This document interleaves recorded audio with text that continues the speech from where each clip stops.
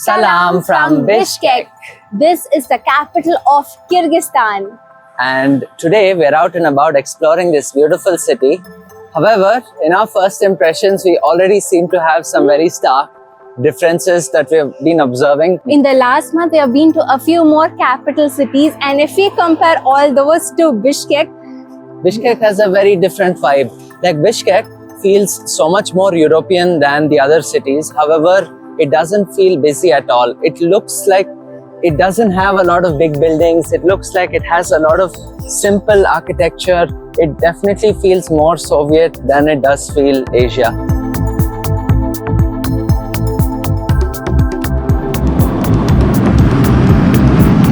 Wait for it. just look at that, just look at that. Good one. That. Yeah, look at that. Bishkek is actually very similar to Bangalore in an interesting way or two. The city is at an altitude of 800 meters or 900 meters or so, and the weather is quite similar. Right now, because we are in the peak of summer, it's at its hottest, which is around 33 to 38 degrees.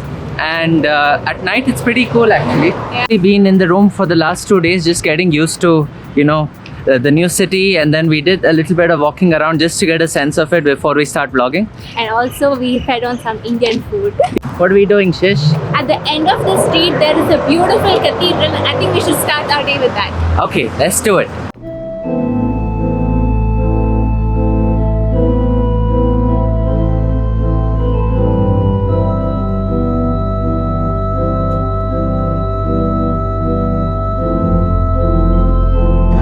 So this was the Orthodox Russian church, and Russians apparently made up nearly 80% of the population here in Kyrgyzstan back in the Soviet era. But at this point, like in 2023, they say it's or less. However, because Kyrgyzstan has both religions, Islam as well as Christianity, Islam accounting for the majority, they still have beautiful churches like this even today. So very, very nice. It reminds us a lot about the churches we saw in Russia. So they have so many paintings inside the church. It was like each and every corner you had to spend like at least a few seconds just to see what it is. It was beautiful and colorful. And now we're going to go look for something else to see. Let's go. Where are we going?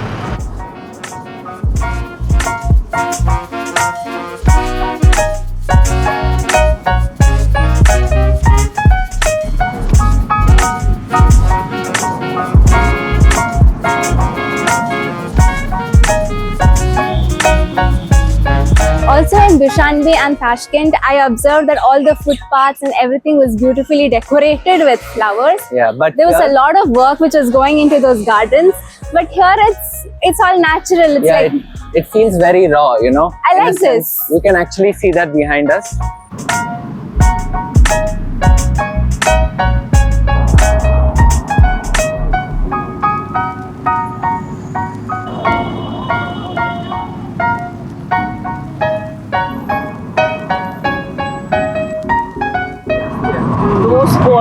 So we find these big umbrellas at every corner of the street here, and they sell cholop and something called as maxim. So we're giving the cholop a try. It's like buttermilk. It's a little more fizzier and it's very cool. Perfect for this weather. If you remember, we had something very similar even in Panjakin, but that was fresh and was coming out of like this water fountain. This one is more of a commercial drink, but it still tastes just as good, and it's perfect for this heat.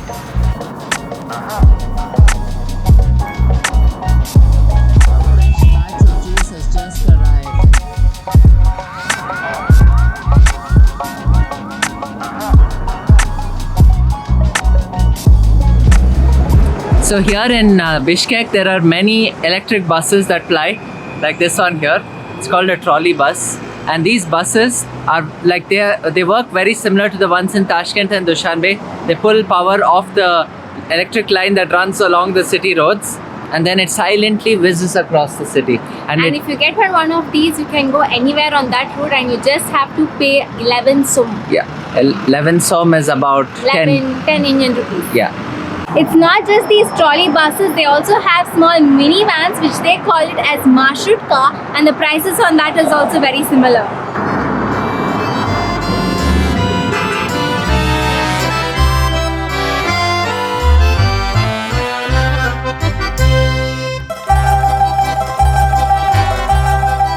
While walking, we found this really pretty cafe and I wanted to spend some time here. So we just came in here just to get some, also some AC for the hot weather. Yeah, it's really hot. And in the AC, we've ordered hot chocolate now. Yeah. And a croissant is on its way.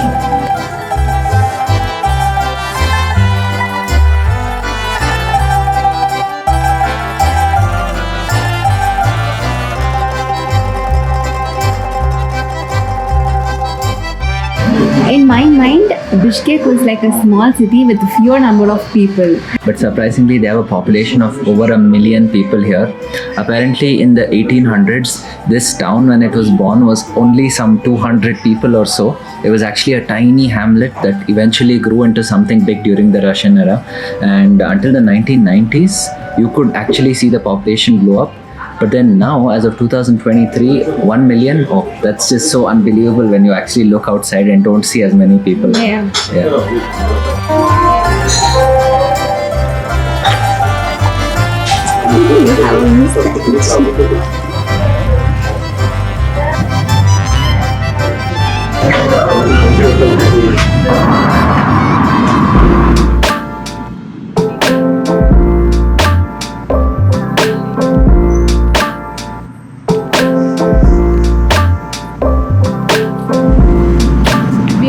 Is a typical, We're right now in front of the national building of Kyrgyzstan.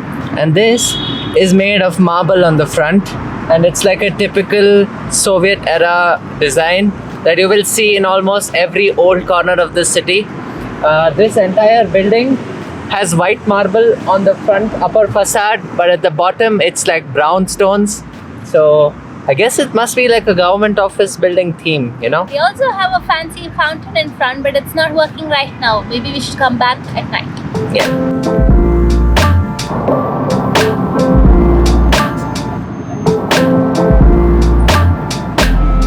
This behind me is the stele of the friendship monument between Russia and Kyrgyzstan. Since why don't you go and show us for scale? Okay, there you go. That's how small Shish is, and that's how big this monument is. So those statues are actually bigger than life size. So we're right now standing in front of the Kyrgyz flag. It's actually a very, very, very tall one. Look at the size of that. So a little bit of interesting facts. The red color in the flag actually represents field. I don't know why they've chosen field Like and red field color. as in like a plain Yeah. land.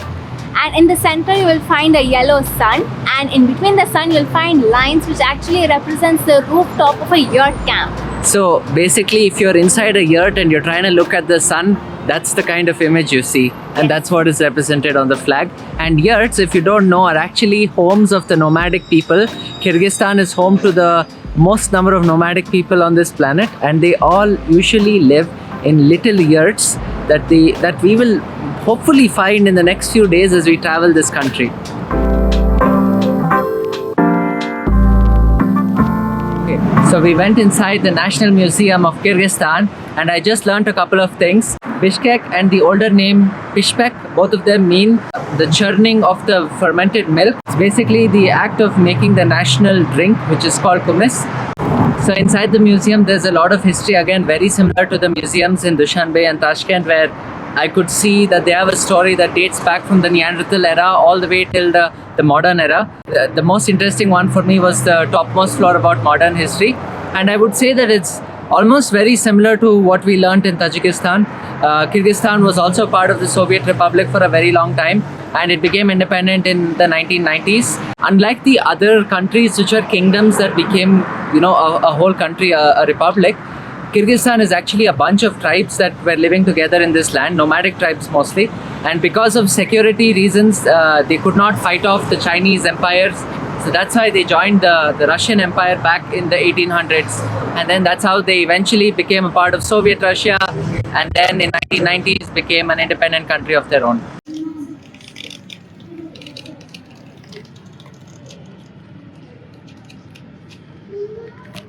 The whole world is my family. This also was one of the best museums I've ever been to. So beautifully made and very well maintained. And there's a lot of artsy things inside.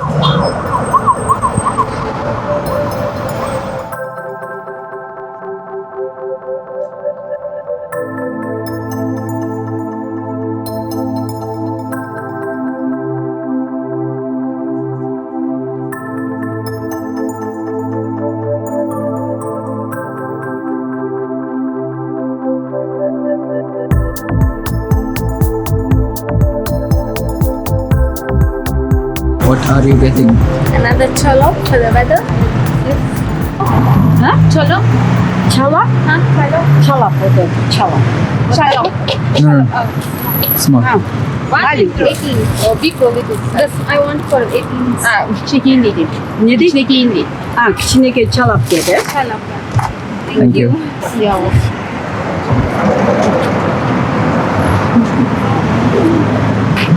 Got another glass of chalo. Böyleydi mi? Yok böyleydi.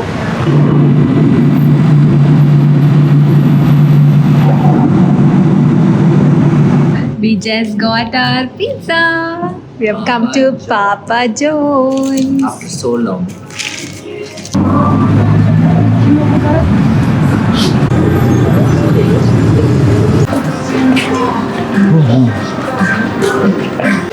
Now we are at Fishcake Park, one of the biggest malls here in Bishkek. We usually don't come to malls, but it was so sunny and we had to wait till sunset to go to our next You spot. just come here, spend the next 1 hour in air conditioning, and then also look at what kind of shops there are in this country. Everybody who visits Bishkek told us you have to go to Fishcake Park, so we came to see what there is. It almost feels exactly like Mantri Mall. See?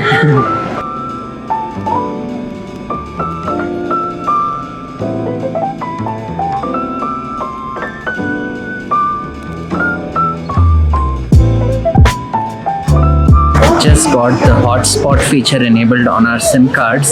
It was so weird because it's for the first time in our country that we have actually had to pay to get hotspot enabled. So weird, so weird. But $100, that was the cost.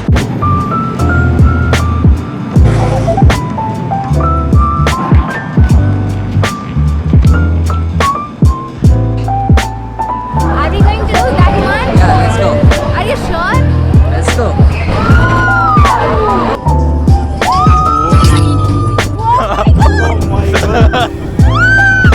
Wow, it's going high!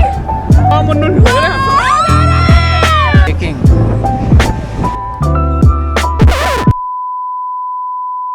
Right? Did you know? What is Bishkek? That was the name of the city What does before. that mean? I don't know. The flow of walking around and learning about the history was not very clear. This is not required.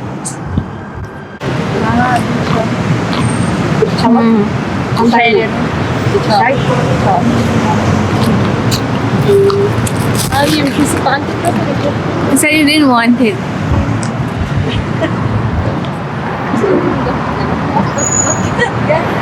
What do you call an Indian woman who loves sushi? Okay, what is it? Sushi la.